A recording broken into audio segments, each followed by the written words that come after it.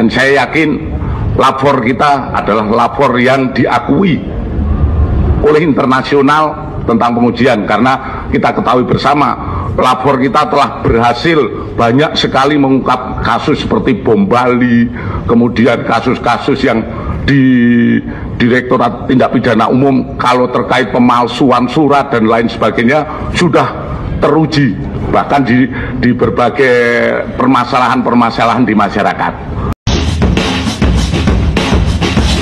Dalam hal ini kami menyatakan ya, kita harus melakukan atau menggunakan ahli digital forensik yang netral dan yang seimbang. Ya, nanti Dr. Rizwan akan menyampaikan kenapa kami keberatan kalau hanya ahli digital forensik dari kepolisian. Ya, gitu. Ini minimal harus ada ahli digital forensik yang netral atau kalau perlu internasional yang ada. Waktu datang nanti Jokowi pakai mobil yang belum bayar pajak. Ya, iya. Dan katanya itu rental. Nama sebuah perusahaan. Bohong lagi ya? Bohong lagi. Setelah diteliti, perusahaan itu adalah perusahaan atas nama Kahiyang Ayu. Anaknya. Teorinya Bobi. Mau bicara hukum, kalau Kapolrinya masih Listio Sigit, sampai berbulu nih gelas nggak akan ada perubahan, Pak. Bayangin gelas bisa bulu nggak? Jadi ini, kalau Pak Prabowo sudah mengganti Kapolri, mungkin kita bicara hukum. Karena saya percaya banyak perwira-perwira yang tidak mau institusi Polri rusak oleh Kapolrinya. Tapi kalau masih dia yang jadi Kapolri, nggak ada harapan, Pak. Itu yang pertama kalau hukum. Politik tadi, kalau Pak Prabowo tidak menemukan kekuatannya sebagai presiden, nggak usah ngomong politik.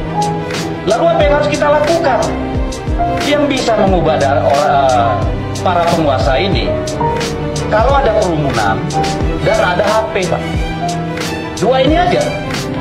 Kemarin revisi undang-undang pilkada yang bermaksud membegal putusan Mahkamah Konstitusi bubar jalan gara-gara apa? Banyak orang berkumpul di depan gedung DPR dan di berbagai kota. Jangankan ancaman penjara, Joko Widodo, ya, ancaman nyawa pun saya hadapi, gitu, ya, karena saya pegang, ya, keilmiahan. Anda boleh berbohong terhadap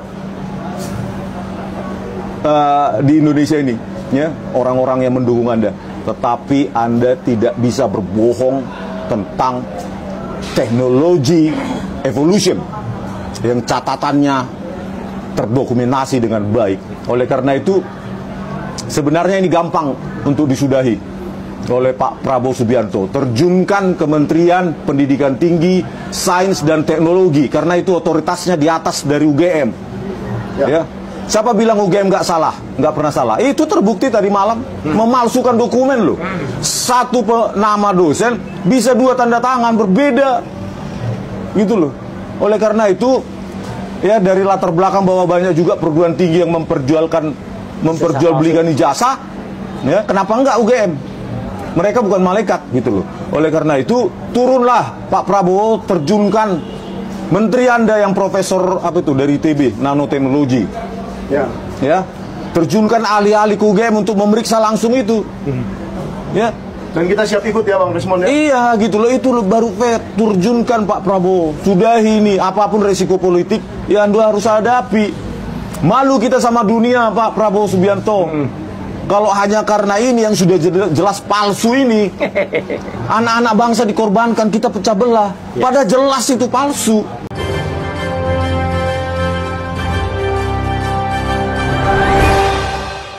Assalamualaikum warahmatullahi wabarakatuh. Nah, adik ipar Jokowi ya, hari ini telah mengantar ijazah ke penyidik Baris Krim Polri.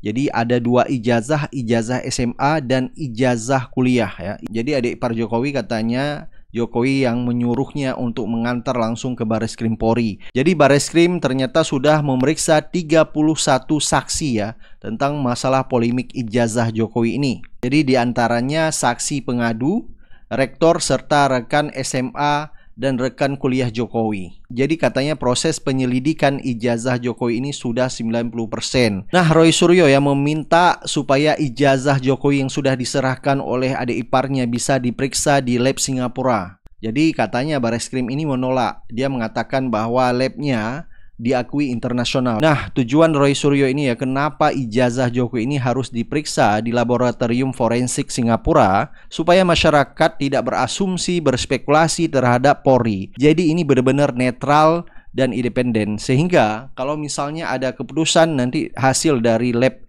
forensik Singapura dan itu bisa diterima oleh semua pihak. Selama ini masyarakat yang menduga, berasumsi terhadap Polri, ya, kita tahu bahwa mantan Presiden Jokowi sebelumnya, ya, hampir semua masyarakat tahu bahwa Kapolri Listio Sigit orangnya Jokowi. Jadi kalau misalnya uji forensik dilakukan di lab Polri, jadi banyak meragukan hasil uji forensik kalau dari lab Polri sendiri. Jadi dugaan netizen ini banyak sekali kalau kita lihat di sosial media. Apalagi sebelumnya kita lihat ya, Polri ini banyak sekali diterpa isu-isu yang justru masyarakat ya akhirnya kurang percaya sama Polri. Baik ya, coba kita baca beberapa komentar dari netizen ya atas keputusan penyidik Polri, yaitu menguji ijazah Jokowi di lab forensik Polri sendiri ya. Jadi Polri, jadi penyidik menolak di Singapura. Ada komentar dari Cak Nur. Hubungan Jokowi Sigit itu sangat jelas dan terang, Neng. Tidak bisa terlalu berharap akan ada transparansi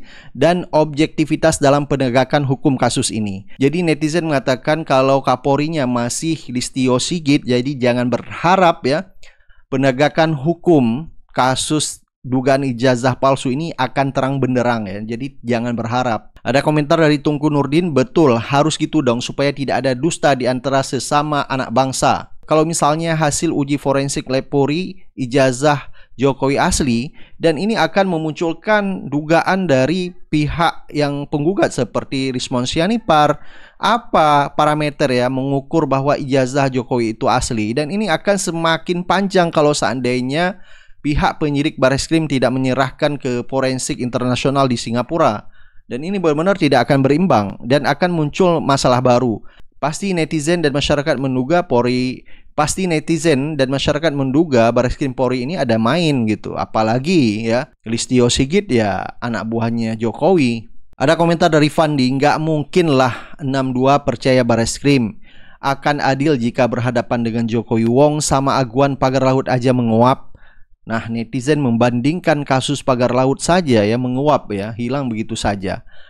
Bagaimana kasus Jokowi ini? Bisa-bisa dugaan netizen tidak akan ada hasil yang memuaskan. Bahkan anggota DPR RI dari fraksi PDIP yaitu Deddy Sitorus mengatakan jangan berharap hukum Indonesia benar-benar bisa ditegakkan kalau Kapolrinya masih Listio Sigit. Ada komentar dari Carlito, ini mah udah bisa diprediksi hasilnya apa. Warga Ek dan semua rakyat Indonesia kayaknya kita harus terus gaungkan uji forensik independen internasional demi keterbukaan dan hasil yang lebih akuntabel dan berkeadilan.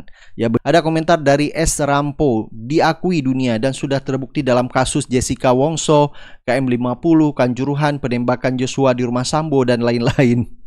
Jadi netizen ini membalas penyidik Polri yang mengatakan bahwa lab forensik Polri ya sudah diakui. Akhirnya dibalas oleh netizen, ya sudah diakui kasus Jessica Wongso di situ, KM50, Kanjuruhan, penembakan Joshua. Jadi ini menjadi pengalaman ya kasus sebelumnya seperti KM50, Kanjuruhan, Jessica Wongso ya. Ya banyak sekali kita lihat kejanggalan seperti KM50, CCTV hilang. Jadi bagaimana masyarakat bisa mempercaya ya Polri. Jadi bagaimana masyarakat bisa mempercayai lab uji forensik punya Polri. Alat boleh sama-sama canggih, tapi mental aparat sangat jauh berbeda di sini. Ada komentar dari Satria, menolak uji forensik Singapura karena hasil ujinya tidak bisa direkayasa. Kalau di Indonesia kan mereka bisa merekayasa, apalagi mereka dekat banget sama Mulyono. Nah, hampir semua netizen di sosial media berkomentar meragukan ya uji lab forensik punya kepolisian. Bukan meragukan alatnya, tetapi meragukan manusianya. Apakah benar-benar akuntabel, independen, dan benar-benar adil ya dalam menangani kasus dugaan ijazah palsu Jokowi ini. Mengandalkan hasil uji lab dari Polri sebagai satu-satunya dasar keputusan pengadilan jelas cacat dari segi keadilan. Karena Polri adalah lembaga yang selama ini berada di bawah kekuasaan Presiden, pernah di bawah kekuasaan Jokowi, dan anak Jokowi adalah wapres terpilih. Artinya pengaruh politik belum sepenuhnya hilang. Keadilan tidak bisa lahir dari satu sumber bukti, apalagi dari lembaga yang punya jejak loyalitas terhadap pihak yang diperiksa. Keputusan hakim yang adil harus berpijak pada multi sumber bukti, termasuk dari pihak kampus, saksi independen, hingga audit dokumen akademik oleh lembaga netral. Dan yang paling penting, bukti dari kedua belah pihak harus diberi ruang yang setara. Dan saya yakin lapor kita adalah lapor yang diakui oleh internasional tentang pengujian, karena kita ketahui bersama lapor kita telah berhasil banyak sekali mengungkap kasus seperti bom Bali, kemudian kasus-kasus yang di Direktorat Tindak Pidana Umum kalau terkait pemalsuan surat dan lain sebagainya sudah teruji, bahkan di berbagai permasalahan-permasalahan di masyarakat. Lo mau tahu nggak apa persamaan Agus yang lagi viral itu sama kepolisian Republik Indonesia? Tahu apa? Sama-sama tukang bohong. Foto ini adalah foto salah satu simbol bahwa hukum di Indonesia itu emang tajam ke bawah, tumpul ke atas. Foto itu diambil dari press conference kepolisian yang awalnya bilang seorang pelajar di SMK yang ditembak oleh kepolisian itu meninggal karena ikut tawuran. Ditunjukin lah peraga-peraga tawuran, dapat dari mana kagak tahu dah.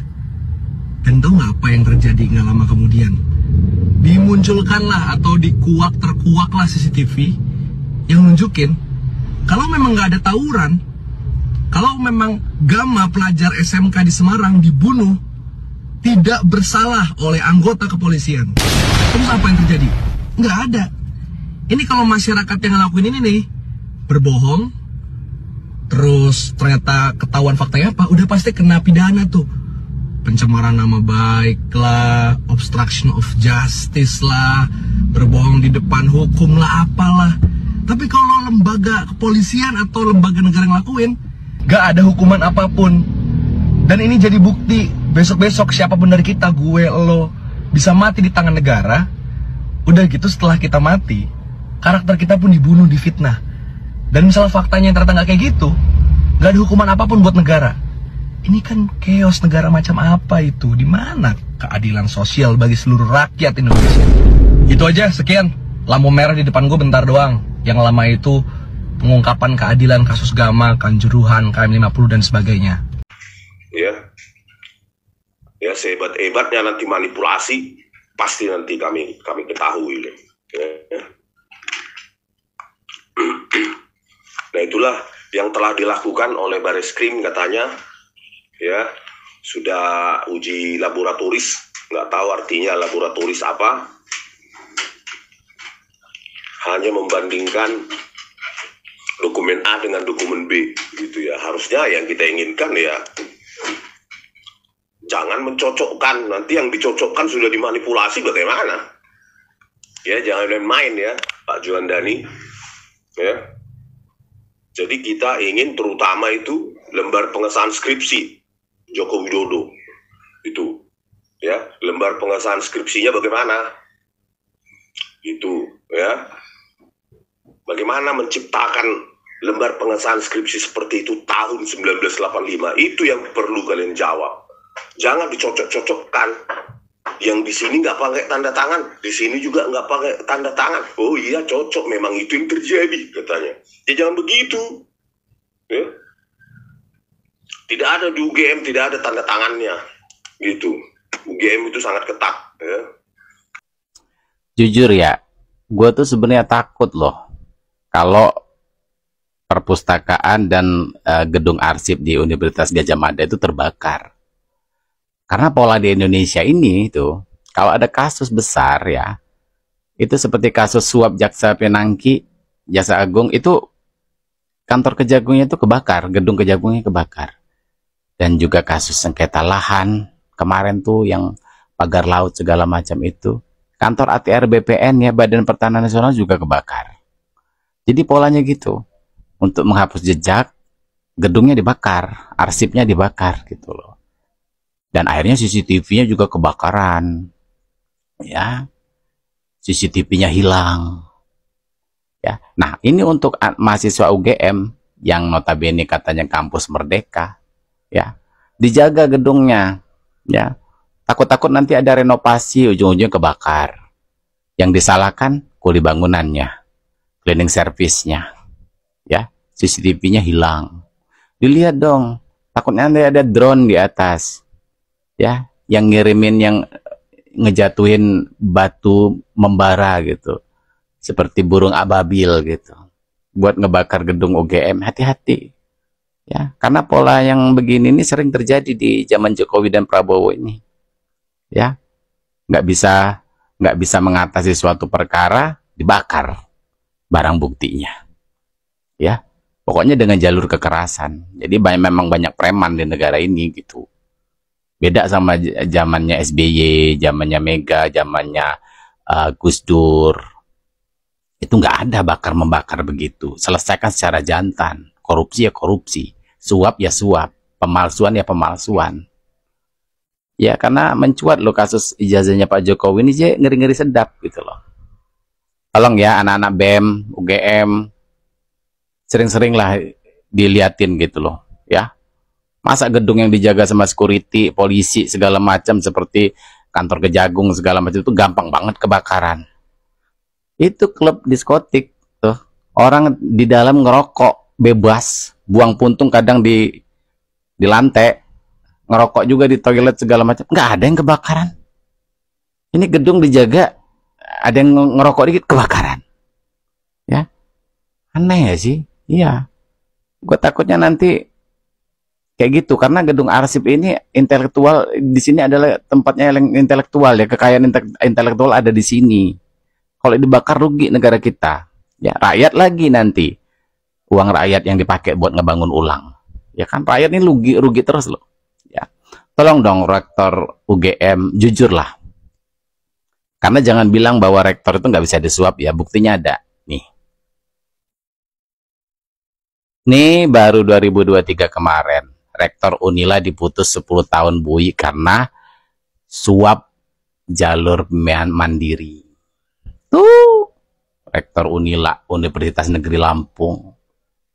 Ya, jadi jangan bilang rektor itu bersih, jangan. Jangan sok-sok, oh udah rektor terjamin kebersihan kemuliaan hatinya. Ya nggak mungkin. Nih buktinya. Nerima suap. Gara-gara masuk penerimaan mahasiswa baru jalur mandiri, anak kedokteran kalau nggak salah, ya kan? Iya.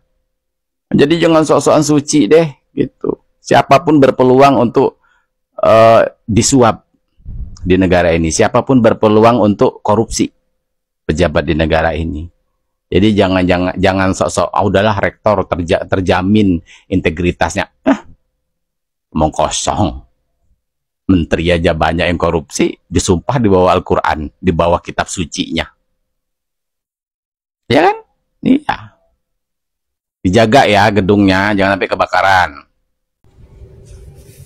Hari ini keluarga Pak Jokowi telah menyerahkan ijazah aslinya ke Mabes Polri untuk tindak lanjut, akan diperiksa oleh Mabes Polri, mungkin akan uji forensik, uji laboratorium. Nah, kita nggak pernah tahu nih yang diserahkan adalah ijazah yang beredar selama ini di media atau ada ijazah lain. Nah, terlepas dari itu semua, ini kan adalah pengaduan daripada Bapak Egy Sujana CS. Artinya begitu ijazah yang diserahkan dari pengacara atau keluarga Pak Jokowi hari ini, kalau memang keasliannya benar, berarti kasus pengaduan Egy Sujana tidak bisa dapat dilanjutkan karena ini kan delik aduan. Nah, pertanyaannya, kalau misalnya hasil laboratorium dari Mabes Polri mengatakan itu asli dan kita publik tidak pernah mengetahui yang mana sih ijazah yang asli, karena sepengetahuan kita yang beredar selama ini dan dikatakan oleh Rismond, ijazah yang beredar di media itu adalah palsu. Lalu hasil pemeriksaan Mabes Polri dan kita nggak pernah tahu ijazah yang mana, dan diumumkan misalnya andai kata itu adalah asli, kasus nggak dilanjutkan, artinya kasus pengaduan Pak Jokowi di Polda Metro Jaya akan lanjut. Lalu apakah hasil laboratorium yang ada di Mabes Polri tidak bisa diuji ulang oleh pihak lain, terutama pihak penggugat atau pengadu? Harusnya Mabes Polri boleh secara terbuka untuk bisa diuji menjadi pembanding supaya tidak ada polemik di masyarakat. Ini perlu untuk menjaga citra. Nah, yang disangsikan sebagian orang bila mana diumumkan asli tapi tidak pernah dipublish jenis ijazahnya yang mana, sehingga apa? Kasus Egy Sujana tidak dilanjutkan, yang lanjut justru kasus Polda Metro Jaya. Ini akan menjadi polemik lagi di masyarakat. Mungkin itu aja, sekedar informasi yang kita lihat hari ini. Assalamualaikum. Berdasarkan penjelasan dari pihak pendamping Pak Jokowi selaku pelapor kemarin, itu disebutkan bahwa barang bukti yang mereka sampaikan itu ada sekian puluh video, sementara ijazah S1, ijazah SMA, ijazah SMP, dan ijazah SD hanya diperlihatkan. Ini yang menurut kami sudah janggal dari sejak awal.